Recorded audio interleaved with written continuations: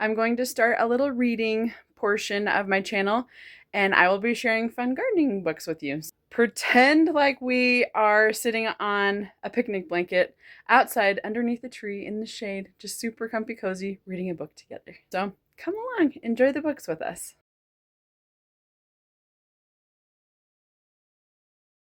City Green by DyAnne Disalvo-Ryan.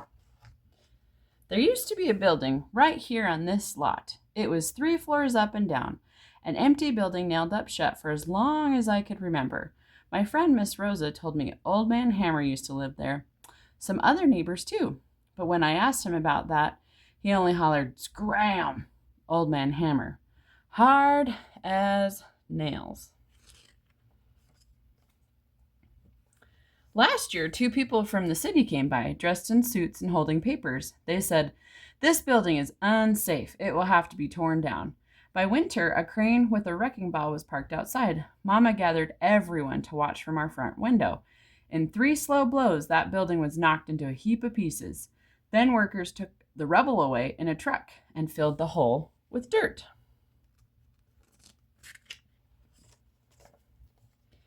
Now this block looks like a big smile with 1 tooth missing. Old Man Hammer sits on his stoop and shakes his head. "Look at that piece of junk land on a city block," Old Man Hammer says. "Once that building could have been saved, but nobody even tried. And every day when I pass this lot, it makes me sad to see it. Every single day." Then spring comes, and right on schedule, Miss Rosa starts cleaning her coffee cans. Miss Rosa and I keep coffee cans outside our windowsills. Every year, we buy 2 packets of seeds at the hardware store, sometimes marigolds, sometimes zinnias, and one time we tried tomatoes. We go to the park, scoop some dirt, and fill up the cans halfway. This time, Old Man Hammer stops us on the way to the park. "This good-for-nothing lot has plenty of dirt right here," he says. Then all at once I look at Miss Rosa, and she is smiling back at me. "A lot of dirt," Miss Rosa says. "Like 1 big coffee can," I say. That's when we decide to do something about this lot. Quick as a wink, I'm digging away, already thinking of gardens and flowers. But Old Man Hammer shakes his finger. "You can't dig more dirt than that. This lot is city property." Miss Rosa and I go to see Mr. Bennett. He used to work for the city. "I seem to remember a program," he says, "that lets people rent empty lots." That's how Miss Rosa and I form a group of people from our block. We pass around a petition that says, "We want to lease this lot." In less than a week, we have plenty of names. "Sign with us?" I asked Old Man Hammer. "I'm not signing nothing," he says, "and nothing is what's gonna happen." But something did. The next week, a bunch of us take a bus to City Hall. We walk up the steps to the proper office and hand the woman our list. She checks her files and types some notes and makes some copies. "That will be $1, please." We rent the lot from the city that day. It was just as simple as that. Can you imagine renting a lot for $1 now? I wish. Saturday morning, I'm up with the sun and looking at this lot. My mama looks out too. "Marcy," she says, and hugs me close. "Today I'm helping you and Rosa." After shopping, Mama empties her grocery bags and folds them flat to carry under her arm. "Come on, Mrs. B," Mama tells her friend. "We're gonna clear this lot." Then what do you know, but my brother comes along. My brother is tall and strong. At first he scratches a neck and shakes his head just like Old Man Hammer. But Mama smiles and says, "None of that here." So all day long, he piles junk in those bags and carries them to the curb. Now this time of day is early. Neighbors pass by and see what we're doing. Most say, "We want to help too." They have a little time to spare. Then this one calls that one, and that one calls another. "Come on and help," I called Old Man Hammer. "I'm not helping nobody," he hollers. "You're all wasting your time." Sour grapes, my mom'd say, and sour grapes is right. Just before supper, when we're good and hungry, my mama looks around this lot. "Marcy," she says, "you're making something happen here." Next day, the city drops off tools like rakes and brooms, and a dumpster for trash. Now there's even more neighbors to help. Miss Rosa, my brother, and I say good morning to Old Man Hammer. But Old Man Hammer just waves like he's swatting a fly. "Why is Old Man Hammer so mean and cranky these days?" my brother asks. Maybe he's really sad, I tell him. Maybe he misses his building. That rotten old building, my brother shrugs. He should be happy the city tore that mess. Give him time, Miss Rosa says. Good things take time. Mr. Bennett brings wood, old slats he saved, and nails in a cup. I knew all along I saved them for something, he says. This wood's good wood. Then Mr. Rocco from 2 houses down comes, carrying 2 cans of paint. I'll never use these, he says. The color's too bright. But here, this lot could use some brightening up. Well, anyone can tell with all the excitement that something is going on, and everyone has an idea about what to plant. Strawberries, carrots, lettuce, and more. Tulips and daisies, petunias, and more. Sonny turns the dirt over with a snow shovel. Even Leslie's baby tries to dig with a spoon.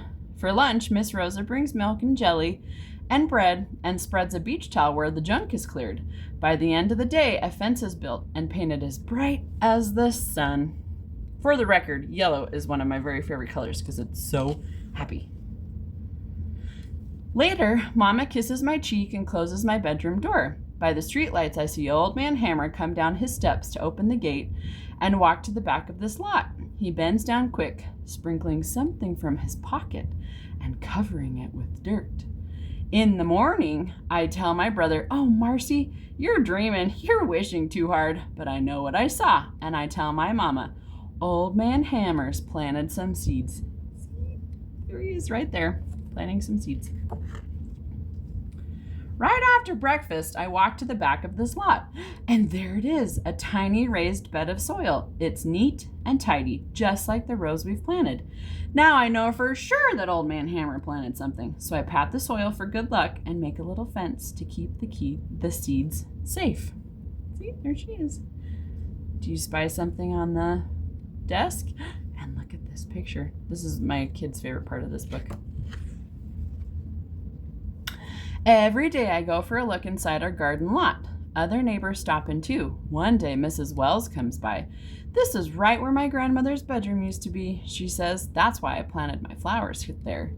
I feel sad when I hear that. With all the digging and planting and weeding and watering, I'd forgotten about the building that had been on this lot. Old Man Hammer had lived there too. I go to the back where he planted his seeds. I wonder if this was the place where his room used to be. I look down. Beside my feet, some tiny stems are sprouting.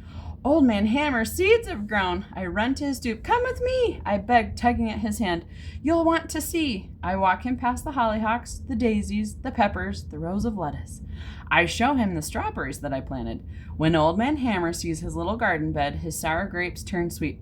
"Marcy, child," he shakes his head, "this lot was good for nothing. Now it's nothing but good," he says. Soon, summertime comes, and this lot really grows. It fills with vegetables, herbs, and flowers. And way in the back, taller than anything else, is a beautiful patch of yellow sunflowers. Old Man Hammer comes every day. He sits in the sun, eats his lunch, and sometimes comes back with supper. Nobody knows how the sunflowers came. Not Leslie, not my brother, or Miss Rosa, not Mr. Bennett, or Sonny, or anyone else.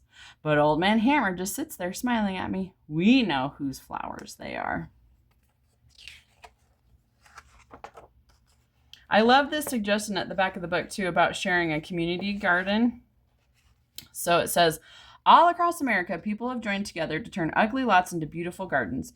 You may not imagine that you can do it, but you can.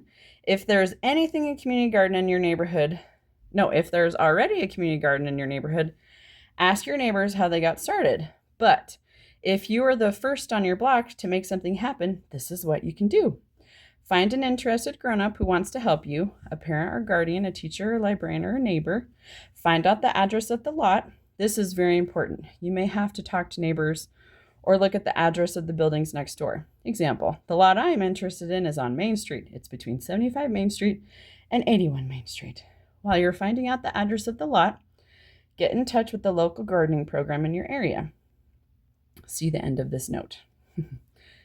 Say that you are interested in starting a garden. Since every city is different, your local program will be able to steer you in the right direction. Find out who the owner is. The Department of Records at your local city hall can help. Look in the telephone book for the address of City Hall in your area. If the lot is owned by the city, the people at City Hall can help you get permission to use the lot. Usually there is a small fee if the lot is owned by an individual person or group. You will need to get permission from that person or group to use the lot. Once you get permission to use the lot, it's yours to name. There are hundreds of gardening programs that are ready to help community gardeners with information: soil, seeds, fencing, and more. To find out the community gardening program that's nearest you, write to do. This book was written,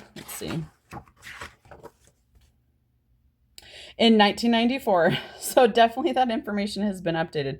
I'll have to look and see what I can find. I haven't looked anything up because we don't really have community gardens in our area. But anyway, I love this book. I wanted to share it with you because it makes us so happy. And I think that there should be more community gardens to share the joy of gardening with everybody.